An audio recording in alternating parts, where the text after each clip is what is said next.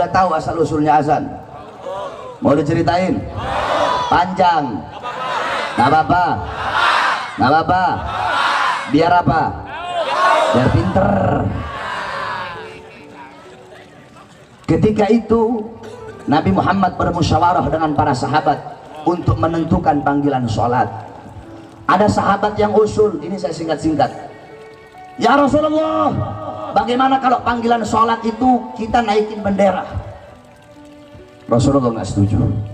Bagaimana kalau pakai api? Kata Rasulullah, itu kayak orang Majusi. Bagaimana kalau pakai lonceng? Kata Rasulullah, itu kayak orang Nasrani.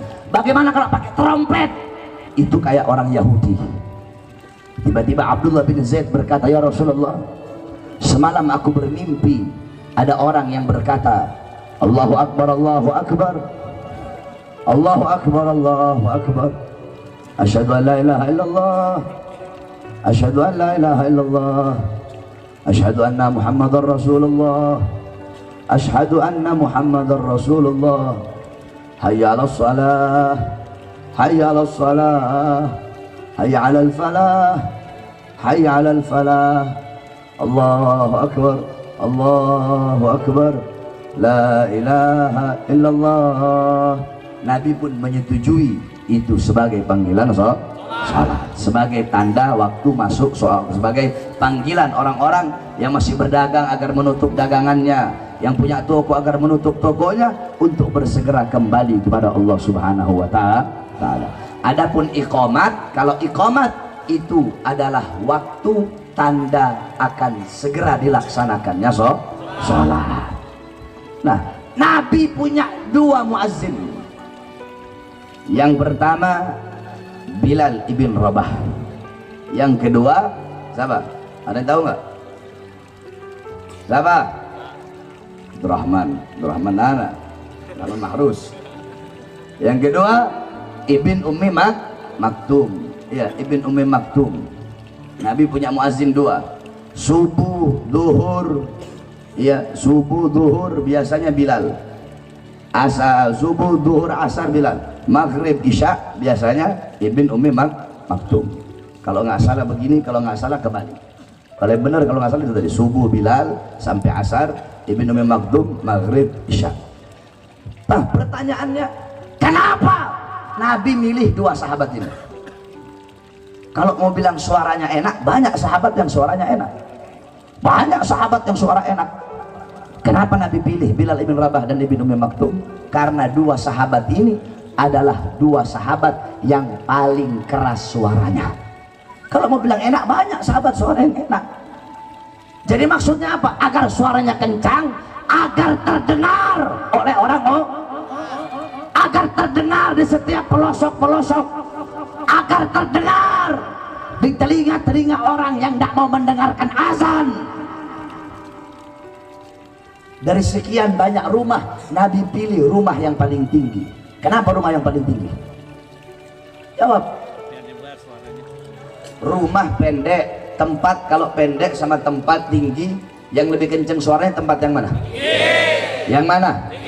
Yang mana? Berarti Nabi memerintahkan itu tanda bahwasanya azan harus kenceng atau pelan? Kenceng atau pelan? Keras atau pelan? Keras atau pelan? Agar suara terdengar. Makanya Nabi pilih rumah yang paling tinggi sebagai tempat azan, saudara-saudara. Sudah dikatakan dalam hadis, idza hadaratis shalah falyu'adzin lakum ahadukum.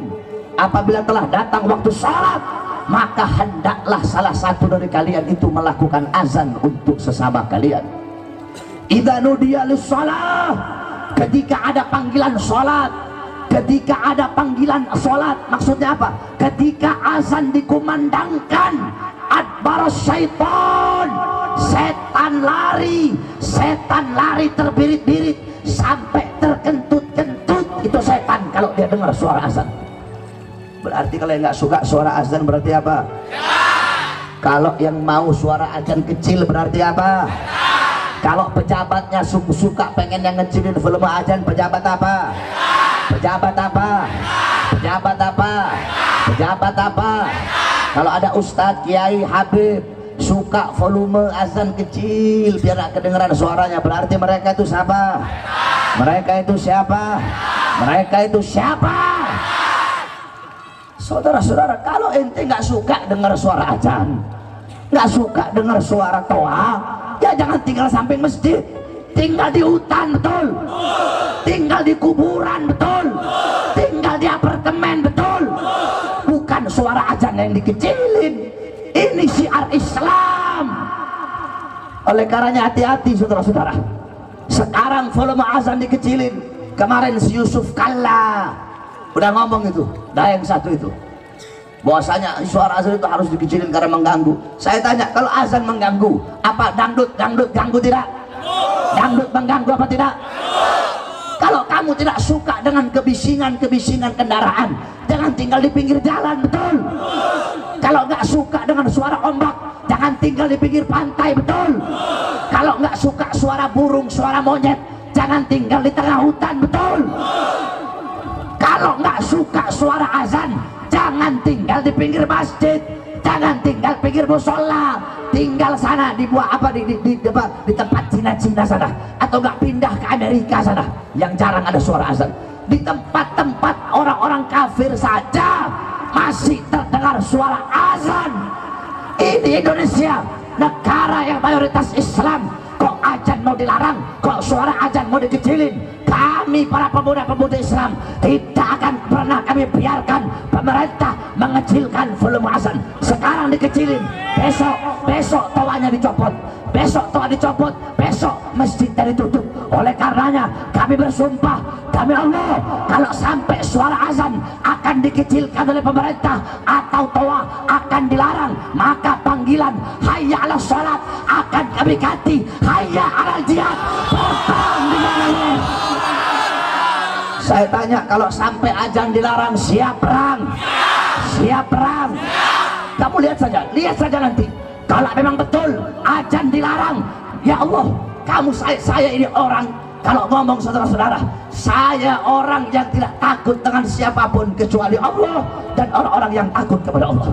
Saya takut sama Allah dan saya takut kepada orang-orang yang takut kepada Allah Subhanahu wa Ta'ala.